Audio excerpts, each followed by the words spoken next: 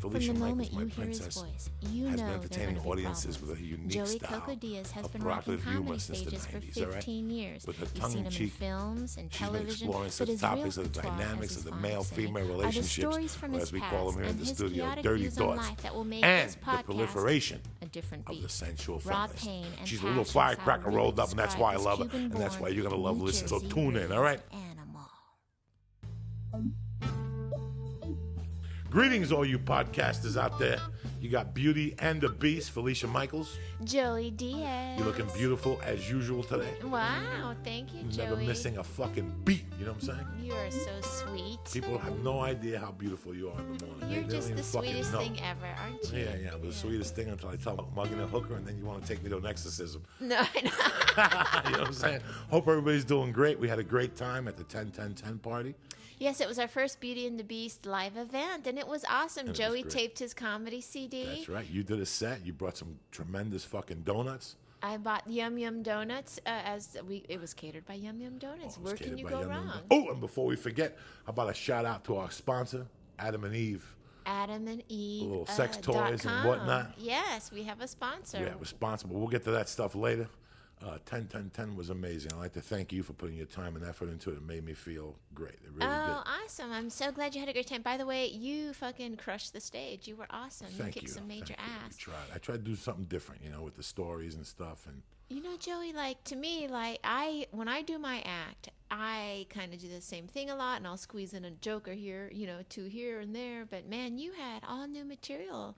It was really awesome to see the fact that you wrote a lot of that stuff over the past month or two, and it was really great to see. I would also like to give a shout out to Sal's Comedy Hole. Comedy Hole, man. What a fucking great guy Sal Fiore is.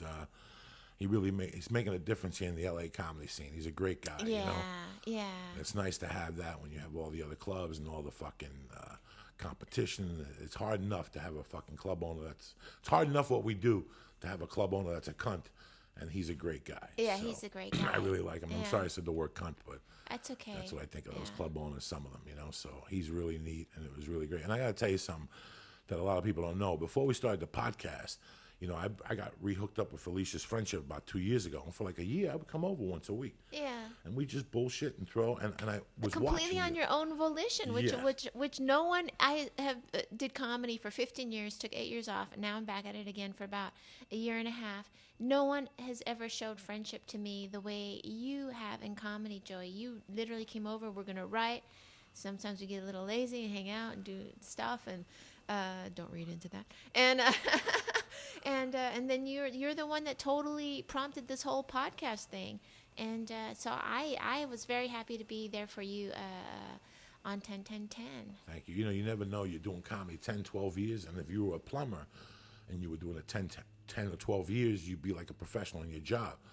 It was funny because when I started hanging out with you, I came over one day and I seen your comedy awards.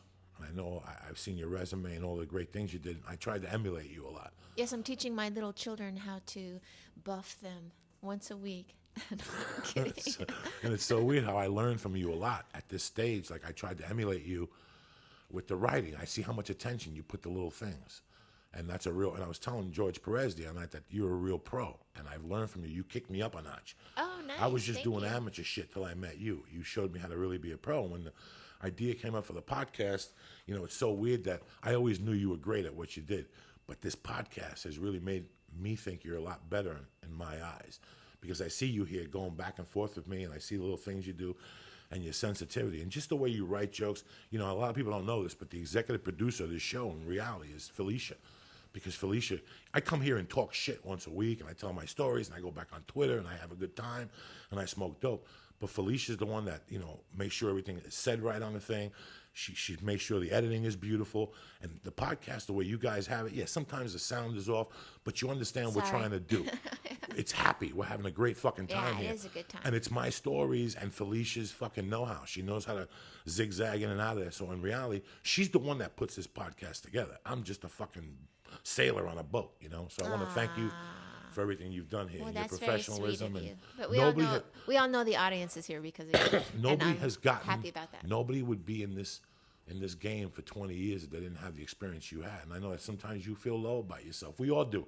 As comedians and as human beings, we all have a low day. And I want you to think about these things when you get a low day, that people do admire what you do. And this isn't a podcast of me talking shit. I don't do this. I won't say it unless I feel it in my heart. So right back at you. And by the way, it was a testament to how much people care about you and how much they respect you by all the old friends and new friends that came to the show on 10-10-10 at Sal's Comedy Hall. And it was really, it felt like family. It was really a fun time. Yeah, it was a family time. And I really enjoy doing those things when a lot of people haven't seen each other in a while. They go, man, I haven't seen you in a long time. That, to me, is a lot more than me killing on stage, is putting people together sometimes. Oh, absolutely. And to meet our fans face-to-face. We have fans. Yeah, we do have fans. And it was fucking crazy. And they know about you, and they come up to you and ask you questions now. Yeah. And it's all from the podcast. And we wouldn't have anything without you guys at home. So yes, we keep appreciate listening, your support. And thank you for the emails. Again, email us with any ideas you have. beautyandthebeast@gmail.com. beautyandthebeastpodcast@gmail.com. See, I forget everything. Yeah. By the way, the pictures will be up by the time this podcast is actually airing, and I'm putting a little video together of the night so that people can see how much fun was had. And we had a special guest, Jerry Rocha.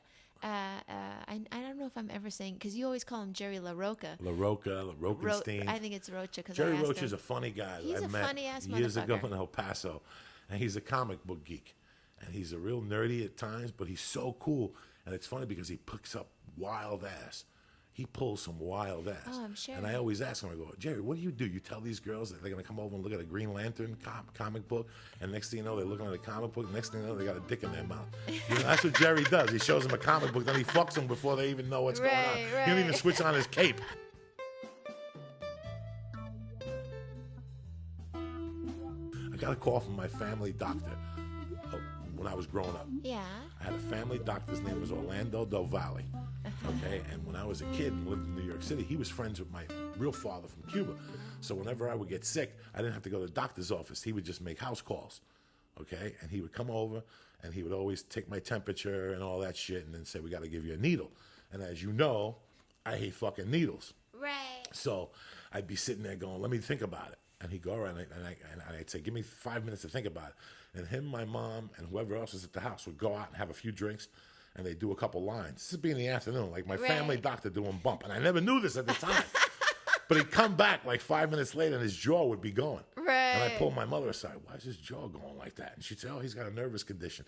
By the time he would give me my needle, he would get fucked up because he would be there for an hour, but he didn't care on the house call because he was there drinking and snorting and smoking pot with my family and my mother's girlfriends. Like my mother always had a hot girlfriend over, so when guys would come over, they always die, you know. But I remembered him like always being so fucked up. And then as I got older, I kept going to him. I had this lung infection. I was 13. And he was my family doctor, and he'd come into my mother's bar. His office was on 35th and Weehawken, and my mother's bar was on 29th Street. And he'd always come in from there. And if you went to my house and opened up the refrigerator, we'd have like soda, but the top shelf was just penicillin bottles. Because he would just give me penicillin bottles to shoot me. Like why? Because my mother would say he's sick. And he would go, I don't want to go over. Just shoot him with a needle. And I'll check it. So my mother would give me needles like whenever. Maybe that's why you don't like needles. Oh, it was horrible. One time she gave me a needle in a restaurant. One time I was going to Sacred Heart School for Boys, and we would go eat first as a family, and then she dropped me off at the Catholic school. And I'll never forget this. And I got sick. And she kept saying, you got to take a needle before you fucking go back to school. And I'm like, are you crazy? She would carry the syringes and the penicillin in her purse. Really? So she took me in the boys' bathroom, and I ran out of there. And I'll never forget the story. I sat down at the table, and it was a fancy restaurant we're eating, and I'm yelling at her, I'm not taking a needle. And I remember I wanted milk. With my mother always used to make me drink milk because I was really skinny, and I hate milk. Till this day, I don't drink milk, only like in cereal with ice cream in it or something. And I go, I'm not fucking drinking that milk. Do you have Quick? And they're like, we have no Nestle's Quick. So the fucking guy put a scoop of ice cream on top of the milk instead of mixing it. Right. And I'm drinking it, and I'm not drinking this. And my mother took the fucking glass and poured it over my head at this thing. And she's like, you're fucking drinking that, or you're going to wear it back to school. And she poured the milk, and I remember sitting there crying with a little top of ice cream on my head with the milk dripping off my face. And she took me in the bathroom, and she shot me in the ass with the needle, and I went back to fucking school, and that was it, you know? My God, this is a reveal. You're revealing everything about why you don't like needles. So I got older, and I got to be 13 and 14. I'd still go to him. And I remember one time, like, I had a rash, and I couldn't show my mom, and I went to him, like, it's just like a rash from VD. Like, I hadn't even had sex, I think. Right. I think I had just swapped spit, and I'm like, is this a VD thing? And he's like, get the fuck out of my office. You got no VD. That's a little pussy rash, he would say. That's a chocha rash, you know? Like, so as I got older, my mother died, and I kept in touch with him, and I would go see him. And then I would see him out in clubs. As I got older, I would see him like at Studio 54. Amazing. I would see him at Xenons in the city. Really? I would see him at all these big discos at the city, fucking whacked out of his mind. And he'd come up to me in Spanish and go, "Que tiene para la cabeza?" That means, what do you have for the head? I mean, what do you got for your head? You got a joint? Like, he would come up to me as I got older and go, "What do you got for the head?" And I'd say, "Aspirin." He'd go, "Oh, don't even tell me that." And he would walk away like he thought I was holding, you know? Right. But then it was really funny because years later, his kids got older and they stole his, you know, we were around the 80s, and they stole his prescriptions, and they were writing Valium prescriptions to all their friends, and he lost his medical license. But he's in Miami. He's about 81, and he just called me, so it was 9 o'clock here. So he just called me, and I go, "What are you doing?" He goes, "What do you think I'm doing? I'm headed to the fucking bar." So he's in Miami. He's 81 or something. He still drinks every fucking day. And it's just amazing that I just remembered that story. That's that hilarious. He was my family fucking doctor. Orlando Del Valle. He had a daughter who was just hotter than shit, but she wouldn't even give me the time of fucking day when we were growing up. At all the functions, she'd come over and I'd be over there fucking rapping to her. I was in no danger. But that's weird. He's still alive. That's great. You know what I like? I like that he goes and is still living his lifestyle. Because let me tell you, when I hit 75, all fears are going to be removed. I'm going to shoot some smack. I'm going to do golden showers in the nursing home. I'm going to go skydiving. I'm going to let a guy fuck me in the ass. Yeah, when I'm 75. Yeah, fuck it. At that point, fuck it. 75 and getting fucked in the ass. That's different. Yeah. That's got to be something different. Yeah, well, who I don't know who's going to bring that in a nursing home, but there you go. But it's weird that he just called me. And I talk to him like once a month. And he just called to say he was just thinking about me. It was just a weird. Nice. He's a good guy, Orlando Del Valle. But that was my childhood doctor. Yeah. So how can I, you know what I'm saying? Like, that was the guy that came to see me. That's when doctors used to do house calls. I want to know, what's your mother's backstory like? What made your mom such a ball buster? I want to know, like, what was her life like in Cuba, where she just fucking, you know. You know, I was telling my wife this morning. My wife isn't fond about my uncle, but I was telling her on the walk to the train that, you know, I respect my uncle because he had this bar 10 years out of Cuba, and he ran it, and it's paid off now, and he bought houses, and that was what they taught me when I came from Cuba, to always be strong, you know. But my mother got into this country illegally because she stabbed somebody when she was a kid at a dance. Somebody raped her sister, and she stabbed the guy. Whether he died or not, they've never revealed it, but my mom had to leave the country. So she came to Cuba. She came to the United States as a young girl. Then after she got older, she went back to Cuba. Let me tell you what she did. She became friends with this Puerto Rican chick who she was partners with in her first bar in Union City in the 50s. She took her birth certificate and went back to Cuba as Sophia Cecilio, and then got her right paperwork and came back into the States. So my mom had an alias growing up. I never told you this. My mom's alias was Sophia Cecilio. So and it sucked because when my mom died, I wasn't able to collect Social Security because she never worked under her real name. My mom had an alias. My mom's alias was Sophia Cecilio. I knew her as Denora, and I don't even know but that's her real name. But it was funny. People would come to the bar, like liquor salesmen, and say, we're looking for Denora, Sophia. And I would go, you got the wrong. And then she would come and tap me and say, I'm Sophia. I thought you were Denora. Shut the fuck up, bitch. He's my little retarded son. Don't worry about him, you know?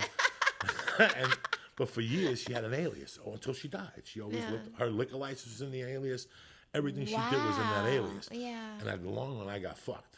So it's not a great, funny story because in the long run, I couldn't collect Social Security. My mom had this thing, and you remind me a lot of my mom. She didn't need men. My mom had this attitude that if you weren't on her page, she didn't need men. Yeah. I mean, she threw my dad out of the house as much as she wanted to have a family, too. She threw that motherfucker out because she wasn't going to cook dinner. My mom wasn't about being home at 6 and waiting for your slippers and giving your husband a massage. My mom wasn't into that. My mom was a real woman. She knew that, you know, fuck women's rights. My mom was doing that shit in the 40s. Yeah. I'm telling you, she hit my dad in the head with a bottle of fucking, with a Saint. And my mom didn't take no shit, you know. Yeah. And I was telling you on the way in here that when we lived on 86th Street, we had lived there for like 2 years. We lived on 88th Street. And we had lived there for 2 years, and I was younger. And we would go to this Chinese restaurant every day on Broadway that was delicious. And we'd go every day, and she'd order the same thing, and I would make a mess. And one day we had a new waiter. So my mom liked wonton mixed with egg drop soup. And the waiter was like, no, we don't do that. My mom was like, what, are you fucking kidding me? I've been in here for 2 years. I just give the guy an extra 20. Go make me the bowl of soup. And the guy's like, we don't do that here. So my mom took the fork and stabbed him with the fork. And next thing you know, I'm a little kid. Next thing you know, he's yelling in Chinese. He's bleeding. And a bunch of Chinese guys come out with those kitchen swords and shit. Oh. So the manager grabbed me and my mom and walked us out. And then he went over to the waiter and he went to the cook. And it was decided that we weren't allowed in the Chinese restaurant anymore. So I went home for like 2 weeks. My mom would say, I fucking missed that soup from there. So one day she said, fuck him, order him to go and pick it up. So we would order under a real name. She'd give me cash. And I remember the first time I went, the first couple times, she would dress me up. So she painted like a beard on me. She painted like a beard on me and a mustache and put like a hat on me, like a fucking tourist hat. Right. And here I am, like 6, maybe 5, with a beard and like a mustache and like heels. And even the manager was looking at me going, this is bad. Yeah. This is bad that your mom. And finally I let her back in and stuff. Right. But she fucking stabbed that motherfucker with And the fork. was he bleeding? He was bleeding. Oh, really? But this was the 70s. Nobody called the cops then. Right. Not the pussies we are now. What did your mom look like? My mom was really cute, like till she was about 40. Was she a tall woman? Or? No, like 5'6". And then she was really cute until about the 40s. When she lost the bar, then she gained a lot of weight because she was always working it, going up and downstairs and carrying stuff. But it was really growing up, and I forget what her message was. You know, her message, like a week before my mom died, I stayed out all night. And my mom used to always tell me, call home and let me know where you're at. You know, every hour, call home. And I'll never forget that I went home that night and I didn't call her after 3 or something. And when I got home at 6, I was a sophomore in high school. Yeah. I had no curfew. And she was waiting for me, and she smacked me in the face really hard. I was a man already. And the next morning, she told me that she just wanted me to grow up and be a man. That someday you're going to have a wife, and you better check in with her once an hour. That my wife's not going to care where I am, but to check in with them and let them know. And I always remember that message. And part of what she meant was being a man was the way I am now, not the shit I was doing the last 30 years.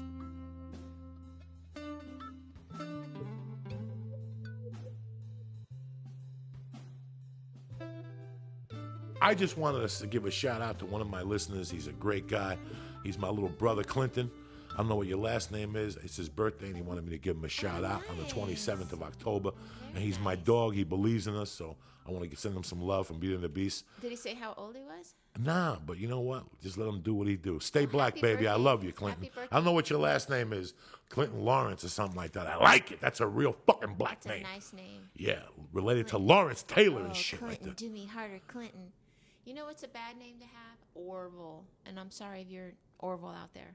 But when you're fucking a guy, you can't be like, oh, Orville. Give it to me like a fucking popcorn Make man. mommy cry, Orville. Pop that popcorn out of my muffler, Orville. Oh, that's kind of hot, though. No, it's not. That's disgusting. We'll be back here. 1 minute. We'll be back. Yes, thank you for joining us. And if you would like us to talk about anything or share anything, please give us an email at beautyandthebeastpodcast@gmail.com. By the way, we're going to have Rick Ramos on, who's a fellow comedian, and we're going to break down a movie, and we haven't decided what movie it is. If you have any movies that is your favorite movie, please email Now, us. here's the problem with Rick Ramos, guys. Rick Ramos is almost as bad as I am about movies. He don't like no new shit. He don't like no new shit like me. This new shit is not classic cinema. This stuff comes out and you'll never watch it the fuck again. You know what I'm saying? When you watch the 10 Commandments or the Getaway or the Mechanic, you know you're watching a fucking movie. And that's the thing about Rick, that Rick is a professional. You know, he's one of the few guys that'll tell you the truth about a movie. Yeah. Like if you go see this movie, it's just a bunch of, like we're talking about Inglourious Basterds. He's like, it's a bunch of guys winking. We're in a Tarantino movie. I didn't get it either. And the last time we did a movie show together, people got pissed off. We're real movie guys. Right. So if you're into Mickey Mouse movies, this ain't going to be for you. He drops it from angles you've never seen on a movie. Nice. He will drop shit from angles that you'll go, wow. He knows directors. He knows the backstories. He knows the actresses, the actors. I mean, it's one of the most brilliant things I've seen. So if you're into movies, please listen next week for Rick Ramos.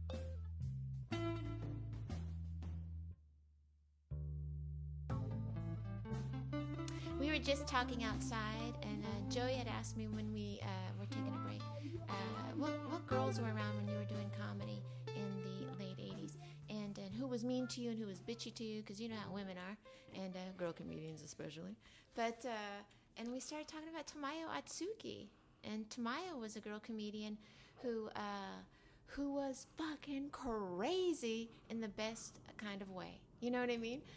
And she came from Japan, and she came over to the States, and she came up into comedy the dirty way. I think she might have been a stripper or a dancer. I'm not sure. And she had a long-term relationship with Sam Kinison, and she could fucking hold her own, man. That was Party Central. You know what I mean?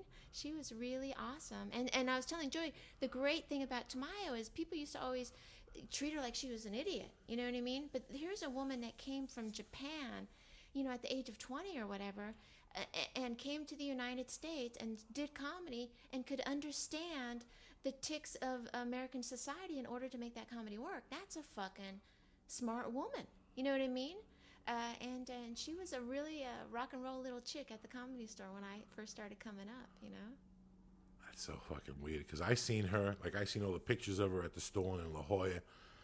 And hot number, tall, Japanese. Then one night, they said she was coming to the store. And Mitzi was up there, and when she got out of the car, it reminded me of Guns N' Roses. She was fucked up. Like, she was just fucked up, and it was 9 o'clock, and, you know, her and Mitzi were having a good time. It was great to see her walk in and look at her old surroundings, but I've never seen or heard from her again, and it's so weird that, like, when I got there, the women were like Beaumont Bacon and stuff like that, and I never really, you know, a lot of the women that were there with me, they're Kim Tavares, she's not doing comedy no more. Who was there was the girl from The View. She was at the store with us. She was tight with me. Which girl is this? The black girl with the big Sherry Shepherd? Sherry Shepherd Sherry was tight Shepherd, with me. by the way, is an incredibly nice fucking woman. Yes, she is. Yeah, like if you walk anywhere backstage into a green room and Sherry Shepherd is there, you know what I mean? It's automatic fun. You know what I mean? You don't worry about what you got to do. You're not panicking because fucking Sherry Shepherd's there. Yeah, Sherry Shepherd's a great egg, you know, and it's so weird. Like, when I was at the store and I was dirty, you get pros and cons. And it's like anything else in life. People are going to like you. And people are going to hate you, you know, when people are going to talk shit about you. That's part of the deal. and it's so weird, like, you never see that as a comic. You never see that on stage, like, oh, when I get into comedy, I'm going to get along with everybody. And you're a sweetheart of a girl, unlike me. That's why there's the Beauty and the Beast podcast. I'm a no-filter fucking animal, and you're the kindness of the show. And I've never heard you say, like, this bitch or this one, you know. And I still see, like, Wendy Liebman, and she always speaks well about you. Great. You know, great I love comedian. Wendy. I really do love Wendy. Yeah, I've always I liked Wendy Wendy Liebman. since day one. Another one I met at the Comedy Works. She's always nice to me, by the way. Always sweet. And I see her like once a week now.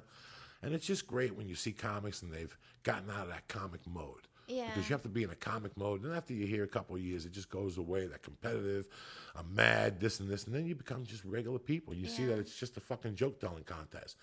That's really all it is. That's the thing, you know? Joey. That's the reason why I quit comedy for 8 years, almost 9 years, because of that. I just couldn't do it anymore, you know? Like, it was very difficult, and you see how people get eaten up, and my husband at the time was on the business end of it, and you understand how you just have one shot in this life sometimes, and if you're not completely prepared for it, you're going to get fucked. And it's, you know, and some people are prepared for it. And now I value people's skills now, seeing what people made it, as opposed to back when I started out, because at the Comedy Store, it was a rockin' ass party, and it was fucking cutthroat, you know what I mean? And it wasn't like intellectual cutthroat. It was just, you know, not like the Improv. If you went to the Improv, because you either work the Comedy Store or the Improv, but if you went to the Improv, you know what I mean? You were out of your element because you didn't have a ponytail and a suit jacket on with an earring in your left ear. Well, the Comedy Store is just a place where it's just so raw. And one of my neighbors is a beginning comic. Little gay guy that's fucking great. I love him, Jose. He's got a little chihuahua, and we talk all the time for like an hour in the mornings and at night. He even told me the other day, goes, Mr. Diaz, I smelled something weird coming from your balcony the other day. I'm like, Jose, it's fucking weed. You're a comic. But it's so weird how he said he did a spot the other night, and they do like bringer shows now. Right. In the original room, and he said the original room was completely different. And for people who don't know, you know, you should get into comedy, and you choose on rooms that you like. And there's some rooms that are fucking taboo, and there's some rooms that make you really strong as a comic. Yes. And they bring this thing out of you, and that's the original room. The original room is this carpet that's been there since 1920. When you look at it, you could tell the people that have sweat on it. And that gives you this power. You know, Letterman was there. You know, Kennison was there. You know, Pryor was there. And now you're there as a comedian. You think you arrived. But it's so weird going to the Comedy Store.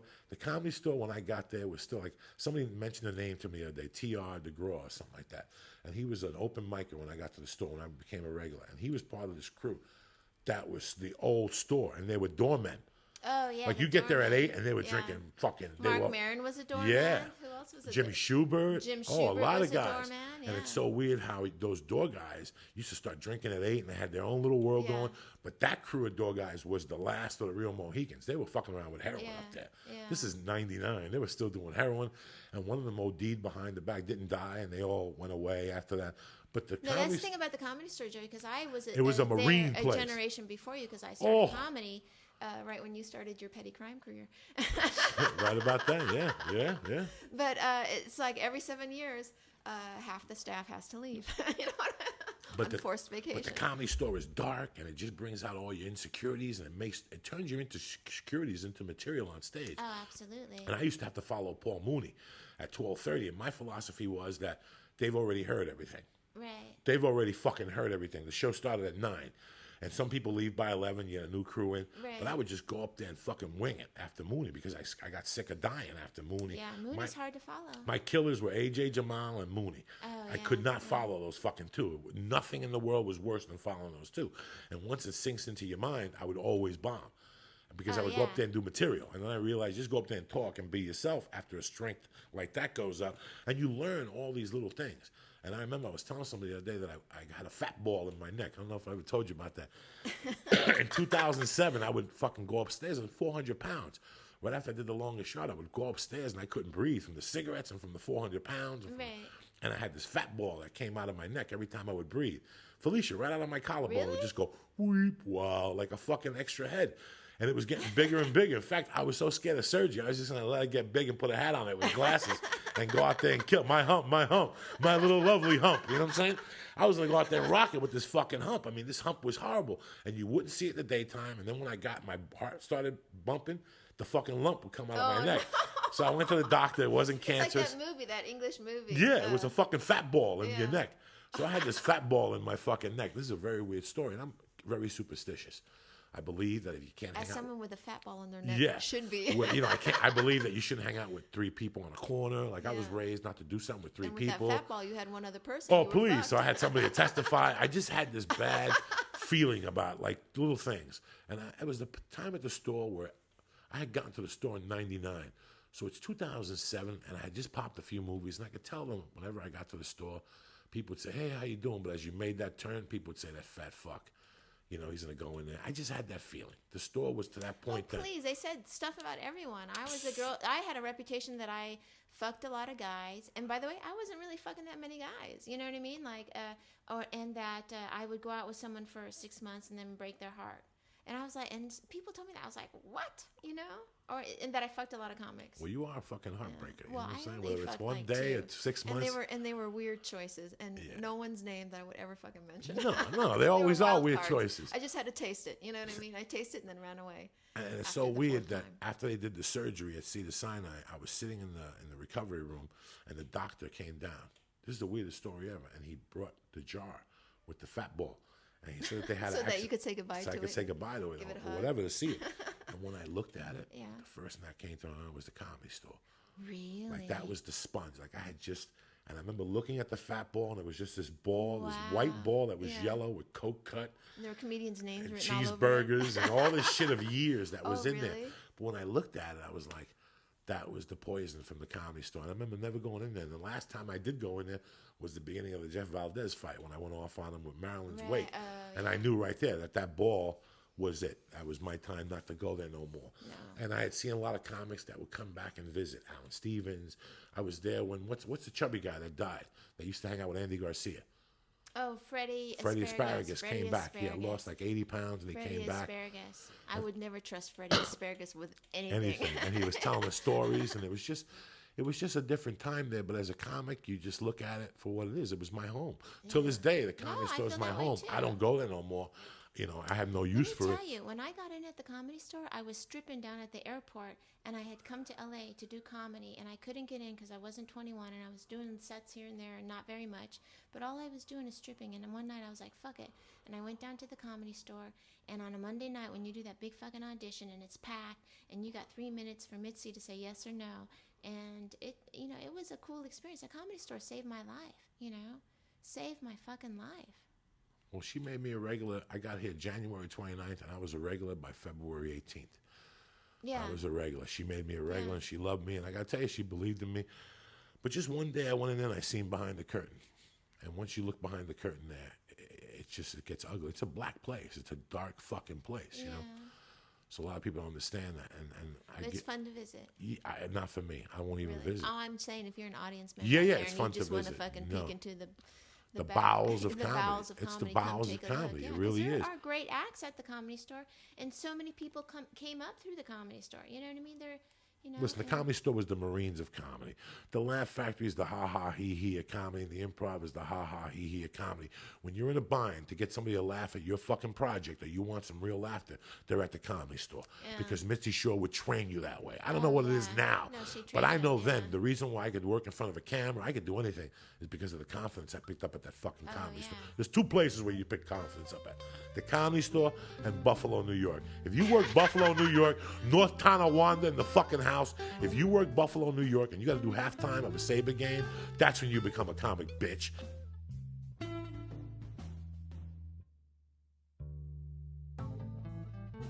I'm with a guy, if I like a guy, I'm like, you know what? I'm going to make your favorite thing for fucking breakfast. I'm that chick, Pussy on a motor. Yeah, I know. That's our favorite thing for breakfast. You like morning sex, Felicia? I never asked you. A good stabbing to wake up with a good dick in your little muffler? I do like morning sex. But you got to look the other way. Like, breathe the other way, cocksucker. Yeah, you got to figure that out. But I do like a morning sex. Morning sex is just sweet, It's a very nice way to start a morning. I was just thinking I used to date this crazy fucking girl, and I loved her. In fact, we just spoke last week on the phone. And one day she came home. She was stripping in Seattle. And one day she came home, and she goes, the weirdest thing happened to me today. She goes, some trucker offered me $60 to lick my asshole. And I go, did you let him? And she goes, no, I don't want coffee breath in my ass. And she was dead serious. You know what I'm saying? And for some reason, I was like, nobody wants to eat pussy with bad breath or have your pussy eaten with bad breath. Who gives a fuck? Who gives a fuck? You can suck my dick even if you have to brush your teeth for a year. Suck my dick. Just watch that cavity. You know what I'm saying? Eat my pussy and then come up and kiss me, because then at least it's better than what you got shaken in the beginning. Fuck it. You know what I mean? I've been looking on Facebook lately for this girl I grew up with that. Like I said, I have a really weird thing about girls that have always stuck up in my heart. Like, I like balls on girls. And I grew up with this girl named Regina Gordon, who her mother had died before mine, and she lived with this family called the Janus, and they were her cousin. And Regina was fucking nuts growing up. And I was telling you a story one day that we went to Studio 54 on a Thursday. Studio was busy on Fridays and Saturdays, so I wasn't part of that crew. But during the week, like any other club, they had separate promoters, and I knew the bartender, or my friend knew the bartender. We'd go there and buy Quaaludes. And I remember one Wednesday we went over to one of those clubs, Xenons or the Rooftop or one of those, and she comes back to the table and she goes, hey, I just met Paul Newman's daughter. And they invited us over to a party at this condo. You want to go? And we're like, fuck, it's 4 a.m. Do they have blow? Yeah, they got tons of blow. We're going. And we go over there, and people are snorting. And it started with like 16 people in the living room, open bar. It's 5 a.m. This chick got wine, everything. We're nice. Like, we've reached utopia. And she had blow everywhere. And I remember that as the party progressed, and people started ending up in bedrooms. And I never fucked Regina. She was one of my best friends. But it was me, her, and my buddy Lubes, Little Lubes, the stutter. And it was funny because Lubes would stutter when he wouldn't do coke. And once he does a line of coke, he's like an opera singer. Oh, no more stutters. Right. It's amazing. So we went over there, and I remember that we're in this room just laying in this chick's bed. God knows. She didn't come in there for 12 hours. She had a bathroom in there, so we would just get up and go to the bathroom in the bedroom. Right. But we took blow from the table downstairs. And Regina's upstairs, and all of a sudden we're sitting there, and she's like, we're out of blow. Should we go downstairs and ask for more? And I go, yeah. She goes, hold on. Maybe she's got some in the drawer. The girl had a bag of coke. And I remember saying to Regina, just take a little bit. She looks at me, she goes, a little bit?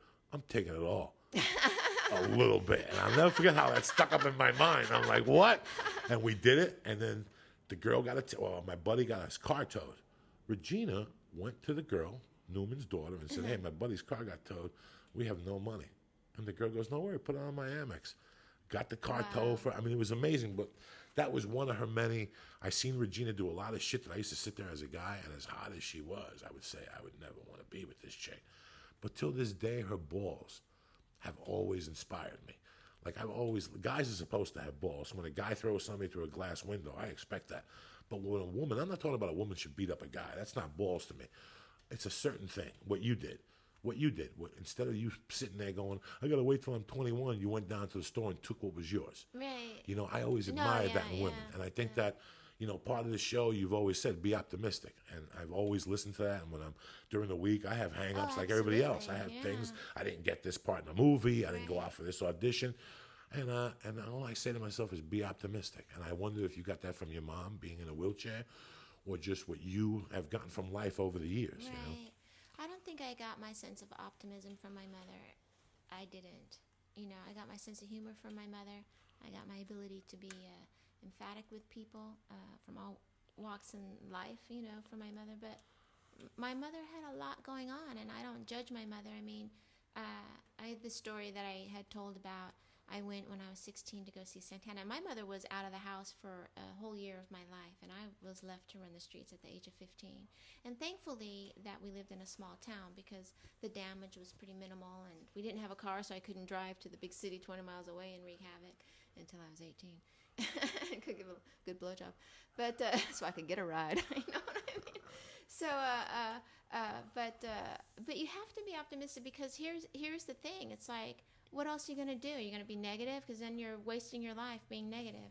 You know, like you just always have to put a small foot forward. That's all you have to do is a small foot. And it's like, I don't mean to be preachy. I'm not a therapist. I don't do anything like that. But I just find, you know, because I've had so many great experiences. Like I would have never thought when I went Star Search. And by the way, for me to tell a Star Search story, I'm embarrassed about Star Search. You know what I mean? Like it makes me blush because, you know, I saw how it didn't matter about a certain amount of talent. You know what I mean? Like it's a progress. You know, and like when I did Star Search, you know, I was a filthy ass girl. You know, filthy, and then I got on the cleanest show of all times with 6 of my clean jugs because that's all I had because the sets were 2 minutes each. But it's like once something good like that happens to you, you know, it's like anything can be possible. Anything's possible. Yeah. It's amazing. It's amazing that you were left out there. And I was in the same position. I'll tell you what, most of my life's drive has been from the people I met after my mom died, those 5 or 6 years afterward. My friends were so inspiring to me. You know, I tell you this all the time, the guys I mugged the hooker with and all the other crazy shit I did, you know. I think of that kid Lubes, and I goof on him all the time. If it wasn't for Lubes, I wouldn't be here. My buddy Rago, who died. I think of these guys. I think of Rago driving me to the city when I first started to do comedy. He was a fucking criminal, Rago. He used to, towards the end, before he passed, he worked at a dump. They got him a job at the dump in Lyndhurst for Hudson County and Bergen County. And he would lend me his car in the daytime and just say, just pick me up at the dump. And I'd pick him up, and I wouldn't want to go in there. And one day I actually walked into the dump, and he's like, you want to see a body? You know, like, and there was rats everywhere. But this kid is, and before he died, just to give you an example, to give you the thing, he was fucking hooked on drugs. We all were. He seen his mom die of cancer right in front of him. You know, we all started doing drugs together. He was doing steroids. He was Mr. New Jersey. And a period after that, but he was doing drugs with 3 hands. Like, I tell you how bad he was. I seen him out one night. In 1983, in the epidemic of cocaine, there was a point where we weren't even snorting it no more. We were mixing it with baking soda and putting it in a microwave oven for 24 seconds. And you take it out and you crack that up and you roll it in a joint. And they're called bazookas, or the Colombians put them in cigarettes. Right. And we were doing this in 83. One night I actually seen Darren Rago on the street walking with a microwave on his shoulder. And I go, why do you have a microwave? He goes, just in case I go to somebody's house to party and they ain't got a microwave. You know, this is where this kid was coming from. Right. This is Darren Rago, this kid. And when we were together, I told you, one time we got arrested, and he ran upstairs, and the cops were talking to his father, and the father went up and beat him in front of the cop, and he still popped his head out and called the cop a cocksucker. That was Darren. And, you know, one night, like about a year before he died, or 8 months before he died, he gave this other kid some money to get him a bag of Coke. And the kid says, I'll be right back. And the funny thing was, the kid tried to rob me years earlier. He kept saying, give me the money, and I'll go outside and flag him down. And I went up to the kid finally. I go, bro, I know you're 10 years. You're going to come to me with this story? This is one of my beats. Right. Don't come and beat me. Tell me next time. And I go, if you want the 60, I'll give you the 60. But don't tell me. But guess what? He did it to Darren. Took his money. The next day, for $60, Darren went to his house, knocked on his door. The kid gave him the finger through the glass. Darren put his hand through the fucking glass, opened the door, went in, took the kid, beat him, then took a chair and smashed his head. And he cracked his skull. They got him with attempted murder. And a week later when he got out, I called Darren to ask what happened. And Darren said this to me. He'll never beat anybody for $60 again. With him, it was the principle. Darren was fucking nuts. I mean, there was nobody crazy than him. He would get into a fight like that. Right. Pulled the car up on you. You had nothing was sacred. And I remember one night, he took me to Caroline's to do a midnight spot. Drove me. He's like, I want to see you do comedy. This is a guy that's a killer. Wants to see his brother do comedy. Drives me into the city of Caroline's. And at 1 a.m., because it's New York, they have a contest for open mic winners that haven't done comedy before. He went up there and took first prize out of fucking 11 really? people. He won $500. We took the 5. We went and got a bag of Coke and went over the city. But the point being, this is where this guy was from. He used to pick me up and drive me to gigs, even though he was a killer. I would call him up at night in New York stuck and say, Darren, I got no money for the bus. Where are you? I'm on 57th and 11th. I'll be right over. 10 minutes, the guy was over there. And that was the extreme of it. But even with someone like him, I'm blessed that he was in my life. I have his picture on my wall, and every morning when I look up, and I think about the guy. Yeah, the muscle guy. Yeah, Every time he had a great body. every time He's in his Speedo doing a muscle move. Yeah. Please, yeah. he was an inspiration to all of us, and it was so weird that whenever I look at that picture, and I'm having a bad day. I always say, "Fuck, my check didn't come." And I'm like, I wonder how many fucking checks he got today. You know, I wonder. He didn't even have the opportunity to get a check. Well, and what happened to Darren? He died. He about a year after that, I went to see him. And I went to his house after he knocked Martinelli out. That's after he beat him up. I went to Jersey to do comedy, and I went to where he was living. I had spoken to him, but I hadn't seen him in years. And I went to where he was living. I waited all fucking night, knocked on the door. He had what's that disease? He didn't have herpes. He had the other thing, the C, whatever. When your kidneys, herpes C or whatever. That you can't hepatitis. Hepatitis. Yeah. Oh, because your from shooting liver. the steroids. When we were in high school, he was Yeah. shooting steroids with these gay guys. Yeah. It's really weird. He was shooting steroids in the 80s with gay guys that were my friends. We were all friends. Right. We all hung out together. They were just gay. And all of them died of AIDS. Right. Well, Darren got hepatitis, and he couldn't drink.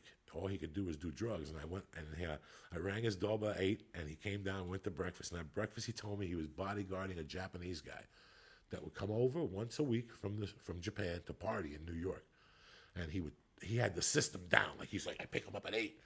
And I give him a pill, I give him a Valium. And then at 10, I give him a couple lines of Coke. Then by 12, we do a couple fucking hits of ecstasy. By about 1:30, I drop fucking Special K. And then at 3 to come down, I do a couple lines of Coke. Then we go home. And at the end of that, he goes, but don't drink because that'll kill you. That's what he said to me at breakfast. Yeah. He said things to me that I was howling. That's how funny he was. He goes, Coco, I can't even get into a fight no more. Nobody will fight me. He goes, I got to fight my friends to find a good fight now. Yeah. I mean, that was his mentality, but he was a sweetheart. And he left a daughter. He went to a party one night, and he got into a car accident. And he rattled his head, and they put him in the hospital. And he told them he was fine. He had to go to a party, and he got up, and he took a hit of X and went to bed and never woke up. Wow. And he passed. And it was really hard because he was friends. He was a criminal, but a lot of people, like my friend's wife came up to me one day. She goes, you know, that one night in 2 feet of snow, I had a flat, and nobody would help me. And that motherfucker pulled over drunk, high, and changed my flat for me and filled my car up with gas on his own dime.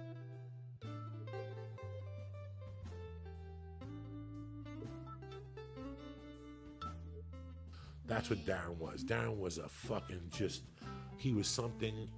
And I look at those pictures and I die sometimes. I think about him. I hear his voice sometimes. He loved comedy. Right. And his cousin is still very tight with me, Joey Filato. We talk once a week. He runs a car dealership in St. Louis. And always we go to that conversation about his cousin. Right. His cousin was that big a part of this. Now, if I would have judged him, he did nothing as a kid but help me. Right. He did nothing but go out of my way for me. Just because he was a little fucking wild. You know what I'm saying? But those guys, I give my life to those guys every day. I got a buddy, George Kolodinsky. I know he listens to this. I met George freshman year in summer school, and today we're brothers. We talk every fucking day on the phone. He's a framer in New York. He's one of the most talented guys I've seen. I used to have him come pick me up when I'd rob gas stations, but I wouldn't tell him. Yeah. I wouldn't tell him. I go, George, come pick me up. I'll be on Route 3. Oh, shit. And he had one of those. You're that guy? Oh, yeah. Oh, no. I had one of those. I hate people like that. He had one of those. Dun, dun, dun, dun, dun, dun. He had one of those Mustangs. Dun, dun, dun, dun, dun. And I took him out to Route 3. I robbed the Vince Lombardi place one time. And I said, meet me right there on the corner. In the old, in Jersey. In Jersey. No, because I had a friend like that. Oh, fuck yeah. Christy, remember Carl's wife, Christy LeBeau? Did Yes, you ever meet Christy? yeah. And she was, they were all part of the Kinnison crew. And she was one of those people. And she'd be like, hey, you want to smoke some pot? And you'd be like, yeah, I want to smoke some pot. She's like, well, let's go for a ride. And I had this fucking nice-ass Mazda RX-7 stripper car. You know what I mean? So we driving, and she points me into the worst fucking neighborhood. And we slow down, and 20 guys run to the car selling us drugs. And I'm like, what? And she's like, roll the window down. I'm like, I'm not fucking roll the window down. Like, dude, at least warn a girl. Like, okay, I'll still come, but you have to warn people when you do shit like that, Joey. George is my brother, and I love him to death. I still love him with all my heart. We talk every day, but it's funny how, in Jersey, you can't pump your own gas. In Oregon and New Jersey, you can't pump your own gas. Right. So they have gas station attendants. So what I would do towards the end. Oddly, in Oregon, you can't finger yourself on Thursdays. That's right. That's the other word. And what I would do is I'd get a job at a gas station, the busiest shift, 4 to 12 or midnight to 8, which nobody wanted, close to the tunnel or the bridge. And when I get they tell you to drop every $200. And when I get $2,000, I call one of my friends, come get me. And they come get me, and I take the $2,000, never come back. I give them a fake name. My buddy had a gas station, and he gave me the names of all the people they fired for stealing, and I would just use their names. This is fucking, this is fucking crazy. And George was I think George was a getaway driver on 2 of them.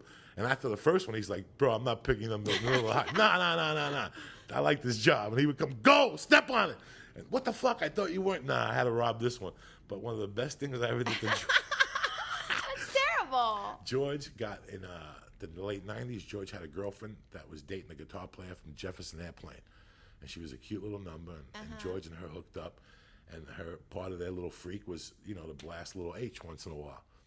And in 94, after my divorce, I went back and lived with George and his grandmother. Part of the deal was to watch my brother George, make sure he doesn't stab himself with the fucking needle or whatever. And it was great living with him because he'd come home high, and it was always an adventure, you know what I'm saying? But George was one of those guys that always brought you something from New York. Like, I got a bag of heroin, but I also got you a sandwich. You know what I'm saying?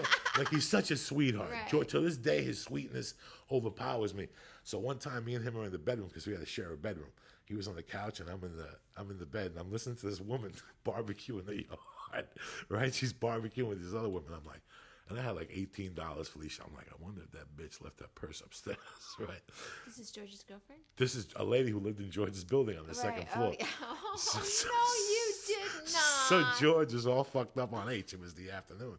He had just blasted off a little bit. I got $18. I need a bag of weed. That's $20. I need to eat something in New York. That's another $10. I need $5. So I was 17 away from my goal, right? So I'm looking at this lady barbecuing with the family, and I'm like, I wonder if this bitch left her purse upstairs. I could really use a credit card about now, right? So I go upstairs, I open up her door, it was wide open, I open it up, and there's the purse right on top of the table with an envelope sticking out. And angels were singing, And I took the envelope, I went downstairs, there was $800 in the envelope, cash. It was a Sunday. I hide it because I know there's going to be drama, and I lay right back down the mattress. And within 15 minutes, sure enough, you hear boom, boom, boom, boom, boom, boom.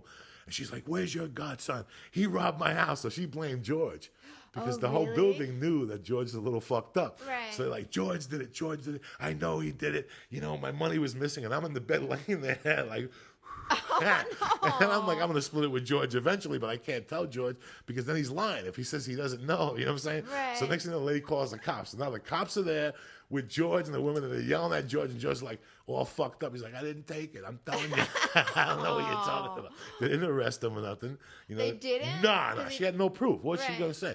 Meanwhile, I'm in the fucking bedroom laying there thinking oh, I can't wait for this shit to cool off. I could use some Cuban food. You know what I'm saying? And next thing you know, she went away. And I got up, went into the city, got a bag of reefer, ate some food, and came back. And a week later, I gave him fucking $200 and another $200 so he wouldn't know. Did he know it was you? No. And Does he know now? Yeah, he knows now. I mean, not at this podcast, but he knew this story before we Oh started. yeah, I told him, and he started laughing. He goes, Oh, my God. "That was one of the best times in my life because I was an open micer. You know, bring 3 people. Right. You got to be here at 9:00 at night. Do bring your shows at Yeah. night. Petty crime. So I was during just, the and day. he would help me write at night. He was my brother. He would help me write. He's a great comic. He would help Right. me write jokes. He'd be all fucked up. But the best part about it is that he would save his little envelope for the nighttime.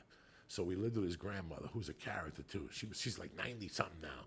At the time, she was 70. She had a boyfriend. She'd go to bingo every night. It was amazing. She's a great lady. Georgie, she calls him, you know, because she's from Panama. Right. So George would wait till she would go to bed and then blast off.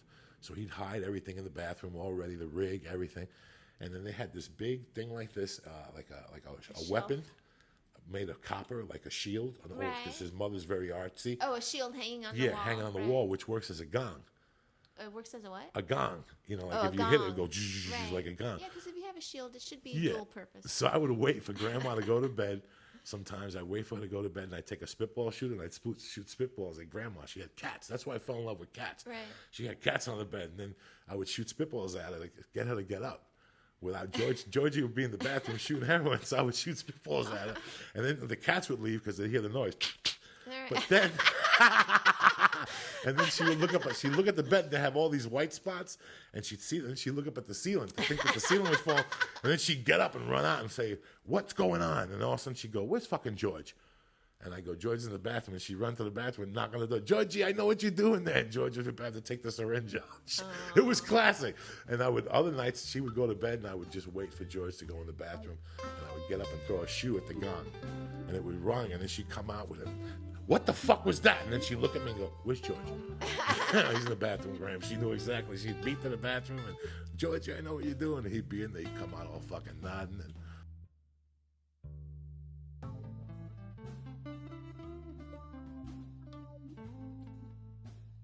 this is like my priest every week now.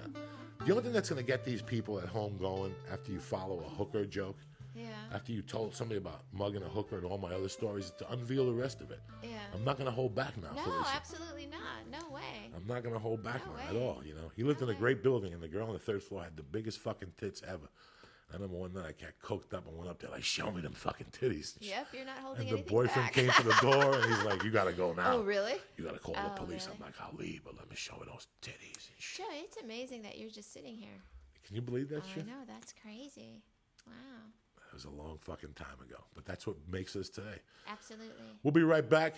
Beauty and the Beast podcast. Again, if you have any emails, hit it, Felicia. Would you please email us at beautyandthebeastpodcast@gmail.com. You can email us anything. If you see a cool YouTube video you'd like to share it with us. If you have a story, you can record yourself telling your personal story that moved you forward in some sense. Doesn't have to be in a good way. And you can send it to us and maybe I'll put it on. I mean, please email us. We like to hear from you. There you go. Take your time, but hurry up with that fucking email. And beside that, I love you, Felicia. I love you too, Joey. Another fun-filled You're episode. A bad motherfucker. Don't forget one thing, okay, people? I know you're sitting there, you're listening to Felicia's voice, you're thinking to yourself all these bad, dirty fucking thoughts. Hey, I think them too. But you know what? Let's make it a little fucking extra. Go on Adam and Eve. Oh, Pick yes. any fucking thing on there, a dildo, a butt plug, whatever you want on there. You get 50% off. On top of that, let me tell you what they're going to do. They're going to send you 3 fucking dirty videos. And like I told you last week, not that shit you get downtown where you don't see the head or it's a runaway crying while she's sucking a dick. These are videos. These are women who want to suck dick and guys doing it too. Right. Plus, you get a tremendous fucking toy that they're going to send you. I can't even tell you what it is, but you're going to love it It's supposed right to be now. super sensual. And you get free fucking shipping. Free shipping. And all you have to do is go into the promotional code and type in Felicia. Yes. F-E-L-I-C-I-A. Hold on, I'm going to touch myself. Oh, shit. Not even the fucking count could drop numbers like that or letters. But you heard it here. Go to Adam and Eve now. Get yourself a butt plug, a fucking hat with a dick on it. Have some fun for once in your life. Surprise the wife. You get the 3 videos, you get a gift, and you get free shipping. You can't beat that. Felicia, throw these cocksuckers a kiss. I love you, people. Thank you for listening to Beauty and the Beast.